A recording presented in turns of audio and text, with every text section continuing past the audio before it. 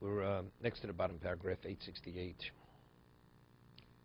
says a person who has Yiras Hashem, who reveres Hashem, he will not take an oath in vain, or definitely not a false oath, because of the degree of reverence that he has to Hashem.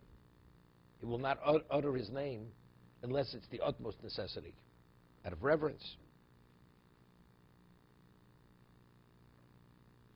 Once mentioned a story. Rav Chaim Volozhin had a son. His name was Yitzchok. After his father passed away, he became the Rashiva in Volozhin. The Nitziv was his son-in-law.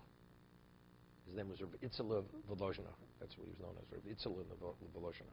The Nitziv was his son-in-law. And when he was 10 years old, he never met the Vilna Gaon. And Rav Chaim Volozhina was the closest student of the Vilna Gaon. So the Vilna Gaon was known in the Helm as the Rebbe. That's what he's referred to. Not Hasidic Rebbe, the Rebbe. That's what he's referred to, the Rebbe. So he says to his father when he's 10, he says, when are we going to see the Rebbe? That's what he says to his father.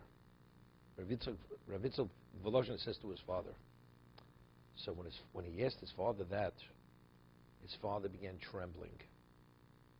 Because the moment he asked him that question, he thought about his Rebbe. Just thinking about his Rebbe, he started to tremble.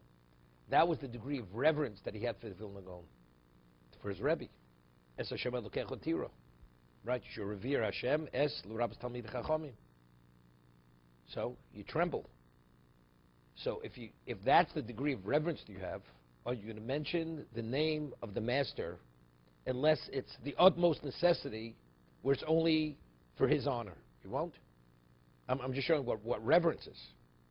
You know, Obama goes to England, meets the Queen of England, puts his hand around her. You understand? He thinks he's in some kind of Sbarro pizza shop, right?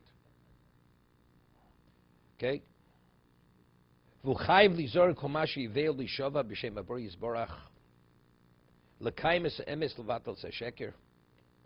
says this person will do whatever he can that he shouldn't bring about a situation where he'll have to swear. We'll have to swear, even to uphold the truth.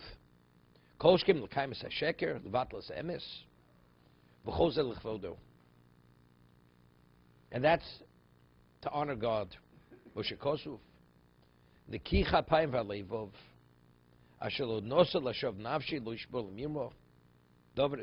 Who merits to ascend the mountain of God? The person who doesn't speak deceit and doesn't swear to uphold deceit. The Omar, to revere the honorable, awesome God. For Omar,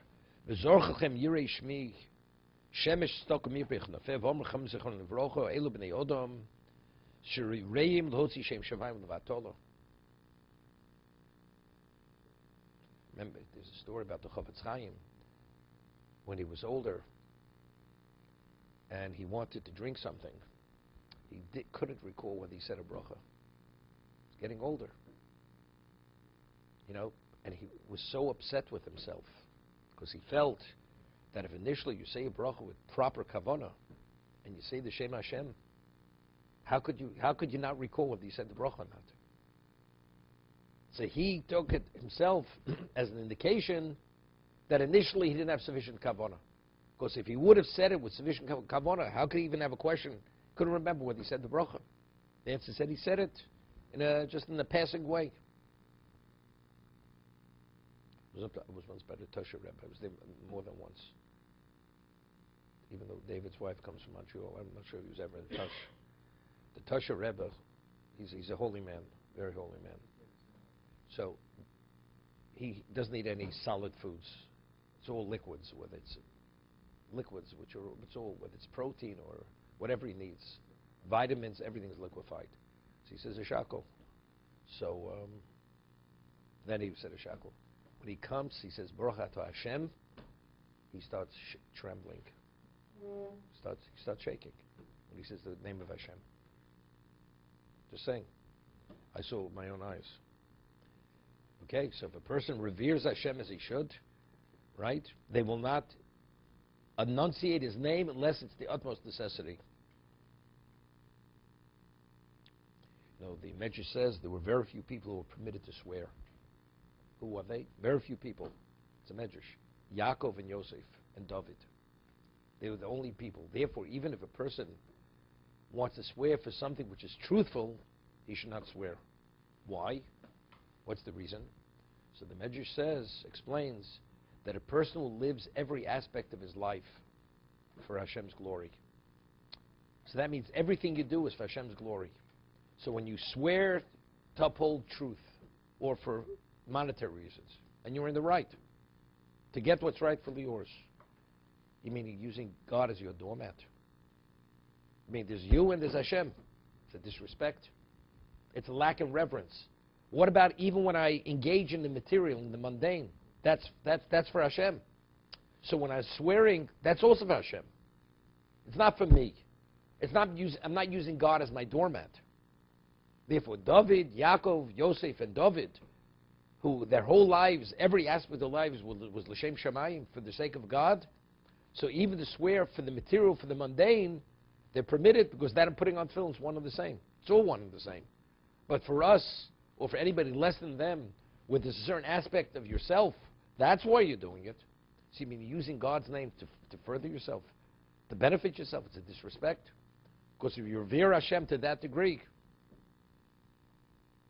could you imagine? A person once met the king, and now he wants to get into a club. So they won't let him in. He says, I once had an audience with the king. Oh, you had an audience? So fine, the king finds out. He says, you're using my name to get into a club? It's a disgrace. That's what you use my name for.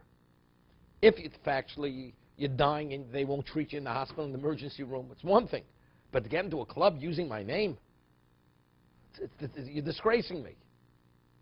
So, lahavdil, the same thing. How to use God for yourself, to benefit yourself, it's a disrespect.